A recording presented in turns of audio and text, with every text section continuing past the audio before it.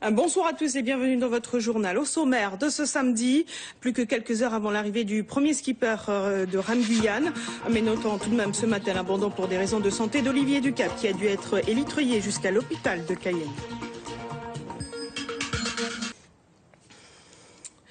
Je vous le disais, pour le moment, c'est Antonio de la Rosa qui est en tête de la course. Selon les organisateurs, il devrait couper le ruban de la victoire dans la soirée de dimanche soir à proximité des îles du Salut. Au PC de Ram Guyane, on connaît bien cet aventurier qui n'en est pas à son premier défi sportif. Renaud Terrazzoni et Eric Bouta. Difficile de prévoir le vainqueur. Coup de frein pour le leader de la course. Damien, qui rédige les communiqués du PC Course, maintient le suspense sur l'arrivée du vainqueur, Antonio de la Rosa. A priori, il devrait arriver premier sans trop de soucis, sauf si, c'est encore possible, arrivé près de la ligne, il se fait dépaler par le courant guyanais et il ne parvient pas à passer la ligne. De la Rosa était attendu dimanche entre 15 et 17 heures, mais aujourd'hui, le directeur de course parle de 21 heures. Cela ne diminue pas le moral du leader, qui plaisante même. Il commence à savoir naviguer. Un homme solide, c'est ce que dit de lui Alex, qui a maintenu le lien avec les concurrents tout au long de la course. Il a un moral d'acier, tu te rends compte déjà, sa conversation est très dynamique, c'est un type qui est très dynamique dans sa tête. Il sait que c'est un raid, il ne cache pas le problème, il ne se l'est pas caché d'ailleurs du tout. Donc lui, il a eu cette approche-là dès le départ. C'est une compète, c'est une traversée hors norme, et donc il se donne les moyens d'y arriver physiquement.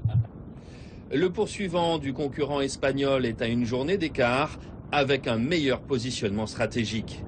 Laurent Etemer, qui est second derrière Antonio, il est un tout petit peu plus sud, ce qui va lui permettre en fait d'aborder la ligne plus sereinement, parce qu'il va profiter du courant guyanais qui va du sud vers le nord, et pour arriver sur la ligne aidé par le courant. Contrairement à Antonio qui va devoir lutter contre la dérive du courant jusqu'à la ligne d'arrivée et jusqu'à avoir coupé la ligne. Avec l'abandon du troisième Olivier Ducap, un nouvel épisode du feuilleton Ram Guyane se joue. Jean-Pierre Lassalarié, tenté d'abandonner la semaine dernière, pourrait bien être le troisième sur les marches du podium. Et on vient de l'apprendre, l'arrivée probable d'Antonio de la Rosa est avancée à 14 heures et pour cause. L'Espagnol avance à 2 nœuds de vitesse sans même ramer. Un courant favorable porte vers les îles du Salut. Il n'était pourtant pas très loin de la Guyane, mais le skipper Olivier Ducap a été contraint d'abandonner aujourd'hui la course Ram Guyane pour des raisons médicales. Le rameur a été élitreillé au large des côtes brésiliennes par Dragon 973 avant d'être ramené à Cayenne cet après-midi où il était attendu pour des soins à l'hôpital André Rosemont. José Bézès et Eric Bouta. 17h45, l'hélico SC-145 Dragon 973 se pose sur la plateforme du centre hospitalier André Rosemont à Cayenne. À son bord, Olivier Ducap, 43 ans, qui a annoncé ce matin à 10h30 qu'il était malade.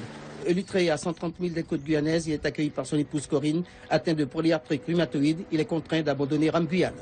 La blessure aurait pu... ma maladie aurait pu aggraver la blessure, effectivement. Et voilà, c'était un peu mon défi personnel. Et voilà, il est presque atteint. Et voilà, je retrouve les miens et voilà, je me dis que j'étais bon quand même et que